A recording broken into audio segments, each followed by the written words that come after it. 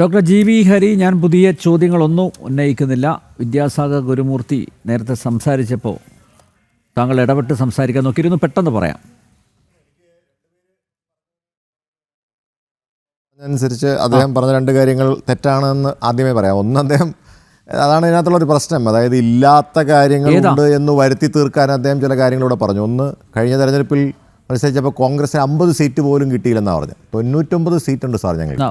അപ്പോൾ അത് ഈ ചർച്ചകളിൽ വന്നിരുന്ന് നേരത്തെ ഡോക്ടർ ജയരാജ് പറഞ്ഞ പോലെ ഈ തെറ്റിദ്ധാരണ വരുത്തുന്ന തരത്തിലുള്ള കാര്യങ്ങൾ പറയുമ്പോൾ ആളുകൾ വിശ്വസിക്കും. ഇതൊക്കെ ഞങ്ങളൊന്നും വിശ്വസിക്കില്ല, പക്ഷെ കേട്ടുകൊണ്ടിരിക്കുന്ന പാവപ്പെട്ട ജനം വിചാരിക്കും ഇതാണ് ശരി എന്ന് വിചാരിക്കും. രണ്ട്, അങ്ങ് പറഞ്ഞിട്ടുള്ള ഈ ഫ്ലാഗ് കമ്മിറ്റി ഉണ്ടല്ലോ, ഈ ഫ്ലാഗ് കമ്മിറ്റി എന്ന് പറയുന്ന കമ്മിറ്റിയിൽ നെഹ്റു ഉണ്ടായിരുന്നില്ല. ഡോക്ടർ രാജേന്ദ്ര പ്രസാദ് അടക്കം 5 അംഗ കമ്മിറ്റിയാണ് അതിനകത്തുണ്ടായിരുന്നത്. അവർ ഒരു കാലത്തും ഒരു കാലം അനിലേ, ഇതിനകത്ത് ഒരു കാര്യം ഞാൻ പറയാം. അനിൽ തന്നെ സമയമില്ലെന്ന് പറയുന്നു, അനിൽ തന്നെ ഇടപെട്ടുകൊണ്ടിരിക്കരുത്. അതെ, 7 അംഗ സമിതിയിൽ ഡോക്ടർ രാജേന്ദ്ര പ്രസാദ് അങ്ങ് പറഞ്ഞത് നെഹ്റു ഉണ്ടായിരുന്നു. നെഹ്റു ഇല്ല, നെഹ്റു ഇല്ല, അംബേദ്കർ അടക്കമുള്ള ആളുകൾ ഉണ്ടായിരുന്ന കമ്മിറ്റിയാണ്. ഇല്ല എന്ന് ഞാൻ പറയുകയാണ്. അങ്ങ് പറഞ്ഞാൽ അങ്ങ് എന്തിന്റെ അടിസ്ഥാനത്തിലാണ് പറയുന്നത് എനിക്കറിയില്ല. എനിക്കറിയാവുന്ന കമ്മിറ്റിയിൽ നെഹ്റു ഉണ്ടായിരുന്നു. അല്ല, അത് അങ്ങ് പറയുന്നതല്ലേ, അങ്ങ് പറയുന്നത് മാത്രമല്ലോ ശരി. ഇപ്പൊ ഞങ്ങള് ഇത് രേഖകളാണല്ലോ, ആ രേഖകൾ. അല്ല, അതിനകത്തൊരു തർക്കത്തിന്റെ ആവശ്യമില്ല, അതവിടെ നിന്നോട്ടെ. അതിനകത്ത് ആരുണ്ടായിരുന്നുള്ളതല്ല. ആ കമ്മിറ്റി ഒരു കാലത്തും ഈ കാവിക്കൊടി രാജ്യത്തിന്റെ നിങ്ങൾ ഒരു കാര്യം മനസ്സിലാക്കൂ. നിങ്ങൾ പറഞ്ഞപ്പോൾ ഞാൻ കേട്ടോണ്ടിരുന്നത് എനിക്ക് അങ്ങോട്ട് തർക്കിക്കാൻ അറിയാത്തതുകൊണ്ടല്ല. അങ്ങനെയല്ലോ ചർച്ച പോകേണ്ടത്. നിങ്ങൾ പറഞ്ഞ കാര്യങ്ങൾക്ക് മറുപടി പറയല്ലോ, നിങ്ങൾ കേൾക്കാൻ, നിങ്ങൾ അസൂക്ഷ്മം കാണിക്കുന്നില്ല. അപ്പോൾ അടിസ്ഥാനപരമായി നിങ്ങൾ മനസ്സിലാക്കേണ്ടത് അത് അങ്ങനെ ഒരു കമ്മിറ്റി ഒരു കാവിക്കൊടിയും പറഞ്ഞില്ല. നീ ബ്ലൂ കളർ ഫ്ലാഗിനെ കുറിച്ചൊന്ന് പരാമർശിച്ചിരുന്നു. അത് പിന്നീട് ചർക്കയായിട്ട് മാർക്കുന്നു. നമുക്കറിയാവുന്ന പോലെ ഇപ്പോൾ കാണുന്ന കൊടിയുടെ നടുക്കുള്ള ആ നമുക്കറിയാവുന്ന പോലെ അശോക ചക്രത്തിന്റെ ഭാഗമായിട്ടുള്ള ആ നീല കൊടി അവർ സജസ്റ്റ് ചെയ്തിട്ടുള്ളത് അതിനകത്ത് ഭാഗമാക്കി മാറ്റി. അതൊക്കെ ഇപ്പോൾ ചരിത്രമായിട്ടുള്ള കാര്യങ്ങളാണ്. അതൊക്കെ ആളുകൾക്ക് വായിച്ചാൽ മനസ്സിലാവുന്ന കാര്യങ്ങളാണ്. നിങ്ങൾ പറഞ്ഞതുപോലെ അവിടെ ഗുരുമൂർത്തി പറഞ്ഞൊരു കാര്യം വളരെ കൃത്യമാണ്. ഗുരുമൂർത്തി പറഞ്ഞതിനെ ഞാൻ സമ്മതിക്കുന്നു. ഇത് ഹിന്ദുരാഷ്ട്രത്തിൻ്റെ കൊടിയായിരുന്നു. ആ ഹിന്ദുരാഷ്ട്രത്തിൻ്റെ കൊടി ഈ രാജ്യം സ്വാതന്ത്ര്യം കിട്ടിക്കഴിഞ്ഞ് ഒരു സെക്കുലർ രാജ്യമായി രാജ്യത്ത് മാറുമ്പോൾ ഏതെങ്കിലും ഒരു പ്രത്യേക വിഭാഗത്തിൻ്റെ കൊടിയായിട്ട് അതിനെ മാറ്റാൻ പാടില്ല. അതുതന്നെയാണ് ഭാരതാംബയുടെയും പ്രധാനപ്പെട്ട പ്രശ്നമായിട്ട് വന്നത്. ഭാരതമാതാവ് എന്ന് പറയുന്നത് ഞാൻ നേരത്തെ സൂചിപ്പിച്ചതുപോലെ ബംഗാളിലെ ദുർഗാദേവിയുടെ, കാളീദേവിയുടെ, കാരണം എന്തുകൊണ്ടത് ഉണ്ടായി എന്ന് ചോദിച്ചു കഴിഞ്ഞാൽ സ്വാഭാവികമായും ബംഗാളിൽ നിന്നാണ് അത് ഉണ്ടാകുന്നത്. അതിൻ്റെ രൂപാന്തരം ഉണ്ടാകുന്നത് അങ്ങനെയാണ്, അതിൻ്റെ ചിത്രങ്ങൾ ഉണ്ടാകുന്നത് അങ്ങനെയാണ്. അപ്പോൾ സ്വാഭാവികമായും അവിടെ ഉണ്ടായിട്ടുള്ള ആളുകളൊക്കെ ഹിന്ദുമത വിശ്വാസികളായതുകൊണ്ട് സ്വാഭാവികമായും അവർ ആ ഭാരതാംബയെ ചിത്രീകരിച്ചത് സിംഹത്തോട് ചേർന്ന് നിൽക്കുന്ന സിംഹത്തിൻ്റെ രൂപത്തിൽ, അല്ലെങ്കിൽ സിംഹത്തിൻ്റെ സഞ്ചരിക്കുന്ന വാഹനമായി ഉപയോഗിക്കുന്ന ദേവി കാളീദേവിയുടെ ഭാഗമാണ്. പക്ഷേ അതിനകത്തുണ്ടായിരുന്നത് കാവിക്കൊടിയായിരുന്നില്ല. അത് ഒരു കാരണവശാലും ഞാൻ അത് സമ്മതിച്ചു തരില്ല. കാരണം ഇത് RSS ഉപയോഗിക്കുന്ന ധ്വജം തന്നെയാണ്. അല്ലെങ്കിൽ താങ്കൾ പറഞ്ഞതുപോലെ ശിവജി ഉപയോഗിച്ചിരുന്ന ആ ധ്വജത്തെ പിന്നീട് RSS അത് സ്വീകരിച്ചു. RSS അവരുടെ എല്ലാ പ്രവർത്തനങ്ങളിലും അവരുടെ പരിപാടികളിലും അത് കൃത്യമായിട്ട് ഉപയോഗിക്കുന്നു. അത് രാജ്യത്തിൻ്റെ ഭരണഘടനാ സ്ഥാപനങ്ങളിലിരിക്കുന്ന ആളുകൾ ഉപയോഗിക്കുന്നതിനൊക്കെ ഗുരുമൂർത്തിയെപ്പോലുള്ള ആളുകളൊക്കെ അത് ശരിയാണ് എന്ന് പറയുന്നതിനോട് എനിക്ക് സത്യം പറഞ്ഞ സങ്കടം തോന്നും. കാരണം താങ്കളുടെ പ്രഭാഷണങ്ങളൊക്കെ കേട്ടിട്ടുണ്ട് ഞാൻ.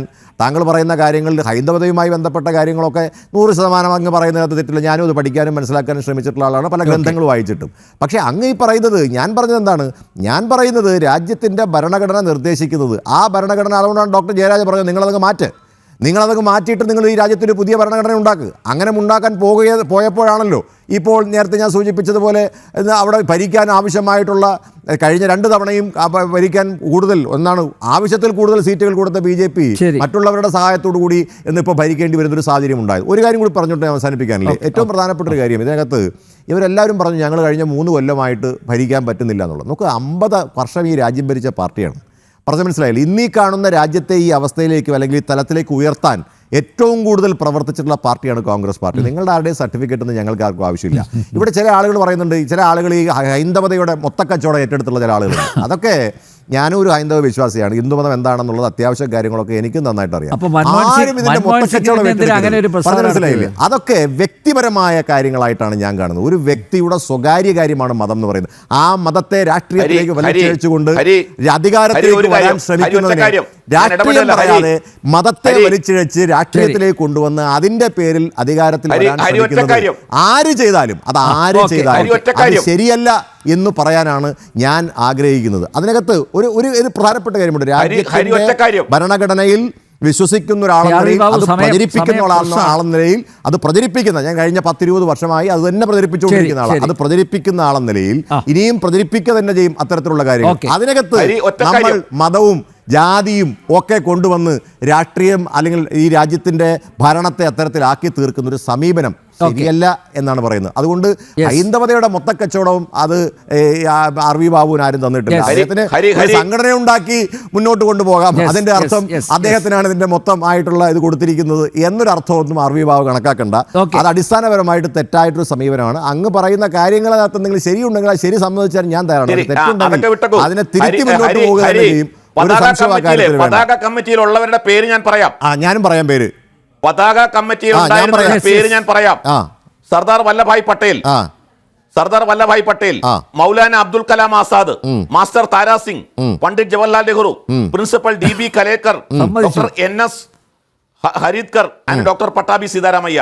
7 പേര്. പണ്ഡിറ്റ് ജവഹർലാൽ നെഹ്റു ഉണ്ട്, സർദാർ വല്ലഭായ് പട്ടേൽ ഉണ്ട്. ഇതിനകത്ത് ഞാൻ പറയട്ടെ, ഈ രാജേന്ദ്ര പ്രസാദ് തലവനായിട്ടുള്ള ചെയർമാനായിട്ടുള്ള കമ്മിറ്റിയിലാണെങ്കിൽ ചരിത്രം അല്ല, അങ്ങ് വായിക്കുന്നത് പോലുള്ള ചരിത്രം തന്നെയാണ് ഞങ്ങളൊക്കെ വായിക്കുന്നത്. അതിനകത്ത് വ്യത്യാസമൊന്നുമില്ല. അതിനകത്ത് വ്യത്യാസമുള്ളത് എന്താണ്? രാജേന്ദ്ര പ്രസാദ് ചെയർമാനായിട്ടുള്ള കമ്മിറ്റിയെക്കുറിച്ചാണ് അങ്ങ് പറയുന്നതെങ്കിൽ മൗലാന അബ്ദുൽ കലാം ആസാദ് ഉണ്ട്, സംശയമില്ല. സരോജിനി നായിഡു ഉണ്ട്, C രാജഗോപാലാചാര്യ ഉണ്ട്, KM മുൻഷി ഉണ്ട്, BR അംബേദ്കർ ഉണ്ട്. അങ്ങനെ ഒരു ലിസ്റ്റ് ഉണ്ട്. നിങ്ങൾ പരിശോധിച്ച് നോക്കൂ. നമുക്ക് നോക്കാം, പരിശോധിക്കാം. വിദ്യാസാഗർ ഗുരുമൂർത്തി പെട്ടെന്ന് 1 മിനിറ്റ് പെട്ടെന്ന് അവസാനിപ്പിക്കാം. ഡോക്ടർ അംബേദ്കർ ഒന്നും കോൺഗ്രസിന്റെ കമ്മിറ്റിയിൽ ഉണ്ടായിട്ടില്ല. യെസ്